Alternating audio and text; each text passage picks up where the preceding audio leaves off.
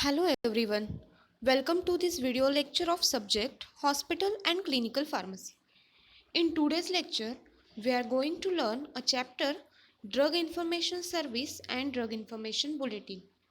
From this chapter, we will learn what is the definition of DIC, DIS and DIB.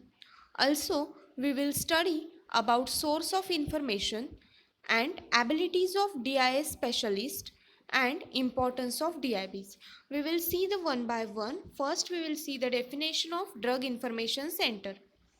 Drug Information Center. This center provides the bank of information on drugs by abstracting the information about them from standard textbook, journals, literatures, research papers, formularies and pharmacopoeia, etc. So drug information centre and drug information bulletin ह्या चॅप्टरमध्ये आपल्याला mostly drug information centre म्हणजे काय आहे हे बघायचं आहे. तर त्याच्या नावाप्रमाणे आपल्याला कळतं आहे की ड्रग बद्दलची इन्फॉर्मेशन प्रोव्हाइड करणारं सेंटर म्हणजेच ड्रग इन्फॉर्मेशन सेंटर आहे. तर हे सेंटर काय प्रोव्हाइड करतं आहे तर बँक ऑफ इन्फॉर्मेशन म्हणजेच इन्फॉर्मेशन ड्रगबद्दलची सगळी इन्फॉर्मेशन देत आहे. कशापासून मिळते आपल्याला ती इन्फॉर्मेशन तर standard textbook, journals, literatures, research papers किंवा फॉर्म्युलरीज आणि फार्माकोपियाज हे सगळं यूज करून ती सगळी इन्फॉर्मेशन आपल्याला मिळत असते. सो ही इन्फॉर्मेशन प्रोव्हाइड करणारं जे सेंटर आहे त्याला ड्रग इन्फॉर्मेशन सेंटर असं म्हटलं जातं. Next definition is drug information service. It is defined as any objective, scientifically derived data or knowledge involving pharmacological, toxicological and therapeutic use of drug. Same drug information center सारखंच drug information service. Drug information सेंटरमधून जी माहिती provide केली जाते किंवा ज्या services provide केल्या जातात त्या म्हणजे ड्रग इन्फॉर्मेशन सर्व्हिसेस. सो ड्रगबद्दलचं फार्माकोलॉजिकल अँड टॉक्झिकोलॉजिकल अस्पेक्ट जे काय आहेत ते सगळे ह्या सर्व्हिसमधून प्रोव्हाइड केले जातात. Next point is the sources of information. We will get the information about the drugs from various research books, textbook or journals etc.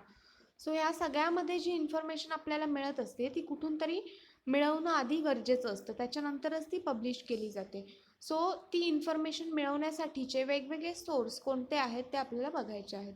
So there are 3 types of sources of information: primary source, secondary source and tertiary sources. In primary sources, information obtained from basic researches and developments which is published in a brief for first time. म्हणजेच primary information म्हणजे अशी information असते की जी information पहिल्यांदाच मिळाली आहे, की कोणत्याही पब्लिश फॉर्ममध्ये, प्रिंटेड फॉर्ममध्ये अवेलेबल नाही आहे आणि जी पहिल्यांदा एक्सप्लोअर झाली आहे त्याला प्रायमरी सोर्स असं म्हटलं जातं. त्याचे एक्झाम्पल्स आहेत information on internet, website, CD-ROM, conferences, discussion sessions etcetera. So discussion करून जी इन्फॉर्मेशन मिळते आहे किंवा सेशन्समधून जी इन्फॉर्मेशन मिळते आहे ती सगळी इन्फॉर्मेशन ही कुठेही प्रिंटेड फॉर्ममध्ये नसते. सो पब्लिश केलेली नसते जी इन्फॉर्मेशन, ती primary source of information. Second type of source of information is the secondary sources.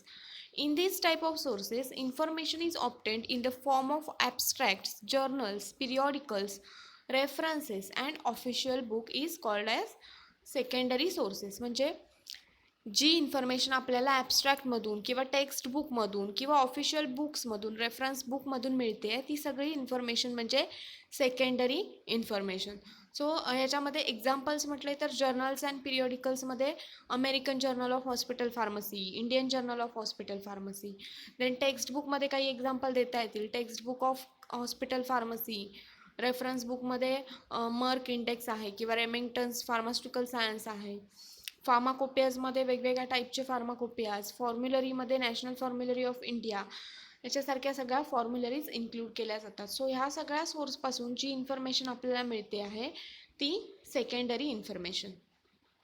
Then tertiary source of information. It includes the dictionaries, encyclopaedias and desk references. In tertiary sources, examples of the books are chemist and druggist directory. Directory म्हणजे ज्यामध्ये chemist आणि ड्रगिस्टचे जे phone numbers आहेत ते तुम्हाला त्याच्यातून मिळतील. त्याच्यानंतर Indian pharmaceutical guides which gives the manufacturers or suppliers catalogues and price list. Indian pharmaceutical गाईडमध्ये आपल्याला इंडियामध्ये असणाऱ्या सगळ्या मॅन्युफॅक्चरर्सचे किंवा सप्लायर्सचे कॅटलॉग्स म्हणजे त्यांनी तयार केलेले प्रोडक्ट आणि त्यांची प्राईसची लिस्ट तुम्हाला मिळू शकते. Then medical register and directory of pharmaceutical chemists and statistical table and mathematical table to provide the scientific data. Tertiary सोर्सेसमध्ये स्टॅटिस्टिकल टेबल आणि मॅथमॅटिकल टेबलसुद्धा येतं. आता ह्या मॅथमॅटिकल टेबलचा यूज कधी होणार, ज्यावेळी आपल्याला फार्मासिस्टला एखादा पेशंटसाठी जर डोस सेपरेट कॅल्क्युलेट करावा लागला तर त्यावेळी ते मॅथमॅटिकल टेबल्स यूज केले जातात. किंवा काही लॅटिन टर्म्स असतील ज्याचं इंग्लिश कन्व्हर्जन करून घ्यायचं असेल तर ते कन्वर्ट करण्यासाठी सुद्धा ह्या टर्शरी सोर्समधल्या बुक्सचा आपल्याला यूज होऊ शकतो. So these are the main 3 sources which provide the information about the drugs: primary source, secondary source and tertiary sources. Next point is the abilities of drug information specialist. The drug information specialist हा कोण असणार आहे, ज्याला drug बद्दलची सगळी माहिती व्यवस्थितपणे असणार आहे. सो फार्मासिस्ट हाच ड्रग इन्फॉर्मेशन स्पेशालिस्ट आहे. मग त्याच्या ॲबिलिटीज काय काय असल्या पाहिजेत, त्याला कोणत्या कोणत्या गोष्टी आल्या पाहिजेत त्या आपण बघितल्या पाहिजेत. Pharmacist is a drug information specialist. So he must be able to critically evaluate the drug literature. ड्रगबद्दलची माहिती असणारं जे लिटरेचर आहे त्याचा योग्य प्रकारे वापर करता आला पाहिजे फार्मासिस्टला. He has an ability to edit the information. जर एखाद्या बुकमध्ये काही वेळा प्रिंटिंग मिस्टेक वगैरे झाली असेल आणि जर काही चूक असेल तर ती क्लिअर करता आली पाहिजे, एडिट करता आली पाहिजे फार्मासिस्टला. He should be aware of a sources of information for drug literature. कोणकोणत्या टाईपचे सोर्स ऑफ इन्फॉर्मेशन आहेत आणि त्यांच्यातून माहिती मिळू शकते ड्रगबद्दल, याची ही सगळी माहिती त्या फार्मासिस्टला असली पाहिजे. He must have a good communication skills. Communication skill त्याचे चांगले असले पाहिजेत. त्याला पेशंटबरोबर व्यवस्थितपणे संवाद साधता आला पाहिजे. त्याच्यासाठी त्याला वेगवेगळ्या प्रकारच्या लँग्वेजेसची माहिती असली पाहिजे. Then familiarity with electronic data processing for information retrieval. Electronic data processing म्हणजे कम्प्युटर हँडल करता आला पाहिजे त्याला, कारण कम्प्युटरमधून आपल्याला खूप सारी माहिती मिळणार असते. He should be a member of PTC pharmacy and therapeutic कमिटीचा तो मेंबर असला पाहिजे.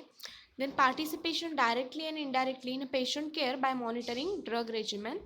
ही should have knowledge of research methodology. त्या फार्मासिस्टला किंवा ड्रग इन्फॉर्मेशन स्पेशालिस्टला रिसर्चबद्दल नॉलेज असलं पाहिजे, त्याला ड्रगचं रिसर्च करता आलं पाहिजे. And contributing to clinical pharmacy practices and education of its practitioners. So ह्या सगळ्या ड्रग इन्फॉर्मेशन स्पेशालिस्टच्या ॲबिलिटीज आहेत. एवढ्या सगळ्या गोष्टी त्याला येत असल्या पाहिजेत तरच तो तिथे ड्रग इन्फॉर्मेशन सेंटरमध्ये वर्क करू शकतो. So next point is drug information bulletin. Drug Information Bulletin is a booklet published by DIS that communicate the recent information about the drugs to all health professionals in a hospital is called as Drug Information Bulletin. So Drug Information Service कडून एक booklet publish केलं जातं. त्या बुकलेटमध्ये काय असतं तर ड्रगबद्दलची सगळी recent information असते जी हॉस्पिटलमधल्या हेल्थ प्रोफेशनल्सना यूजफुल ठरू शकते. तर त्या बुकलेटला ड्रग इन्फॉर्मेशन बुलेटिन असं म्हटलं जातं. After registration at a PCI, the drug information bulletin is provided by the PCI with a nominal fees. So registration झाल्यानंतर तुमच्याकडून काही फीज नॉमिनल भरून घेतल्या जातात आणि ड्रग इन्फॉर्मेशन बुलेटिन तुम्हाला सप्लाय केले जातात. आता तुम्ही जेवढ्या वर्षाची फी भराल तेवढे दिवस तुमच्या घरी ते पाठवलं जातं. सो त्यामध्ये वेगवेगळ्या प्रकारची ड्रगबद्दलची माहिती असते. मोस्टली नवीन ड्रग कोणते येत आहेत किंवा रिसर्च काय चालू आहे त्याच्याबद्दलची माहिती त्याच्यामध्ये प्रोव्हाइड केलेली असते. So next point is the importance of DIB to provide the current information to the physician, pharmacist, nursing staff and fellow candidates of all disciplines through bulletin is the shortest possible time. So DIBचं main काम काय आहे तर नवीन माहिती किंवा recent information provide करणं ड्रगबद्दलचं. मग ती सगळी इन्फॉर्मेशन जी आहे ती फिजिशियन, फार्मासिस्ट आणि नर्सिंग स्टाफला गरजेची असते. सो त्यासाठी ते एका बुकच्या फॉर्मॅटमध्ये ते पब्लिश करतात. It is a link between DIC and health professionals. Drug information सेंटरकडे जी माहिती आहे ती हेल्थ प्रोफेशनल्सकडे पोहोचवण्यासाठी ड्रग इन्फॉर्मेशन बुलेटिन DIB जे आहे ते हेल्पफुल ठरतं. It helps hospital staff regarding the recent researches in a medical science, pharmacokinetics, pharmacodynamics, adverse effect and drug information. So त्या बुकमध्ये फक्त ड्रगबद्दलची माहितीच नाही तर ड्रगचा फार्माकोकायनेटिक पॅरामीटर्स, फार्माकोडायनॅमिक पॅरामीटर्स, ड्रगच्या ॲडवर्स इफेक्ट आणि ड्रग इंटरॅक्शनबद्दल पण माहिती दिलेली असते. It may give the abstract service for a new drug development. Naveen drug जर कोणते डेव्हलप करण्यात येत असतील तर त्याच्याबद्दलचीही माहिती दिली जाते. It gives detailed analysis of drug information to the physician and it also publishes the matter in a question answer session or column in the bulletin. So आपण बऱ्याचदा वाचतो की क्वेश्चन आन्सर फॉर्मॅटमध्ये सुद्धा काही वेळा आपल्या प्रश्नांची उत्तरं दिलेली असतात. सो इथे सुद्धा तुम्ही तुमचे जर काही शंका असतील, प्रश्न असतील तर ते त्यांना विचारू शकता आणि त्याचे आन्सर्स ते रिटर्न फॉर्मॅटमध्ये तुम्हाला नेक्स्ट बुलेटिन जेव्हा पब्लिश होतं तेव्हा त्याच्यामध्ये मिळू शकतं. सो क्वेश्चन आन्सर सेशनमध्ये सुद्धा आपल्याला ड्रगबद्दलची इन्फॉर्मेशन मिळत असते. So these are the importance of DIB. These are the repeatedly asked questions from this chapter. With this, we have finished our chapter. We'll update next chapter into the next video. Thank you.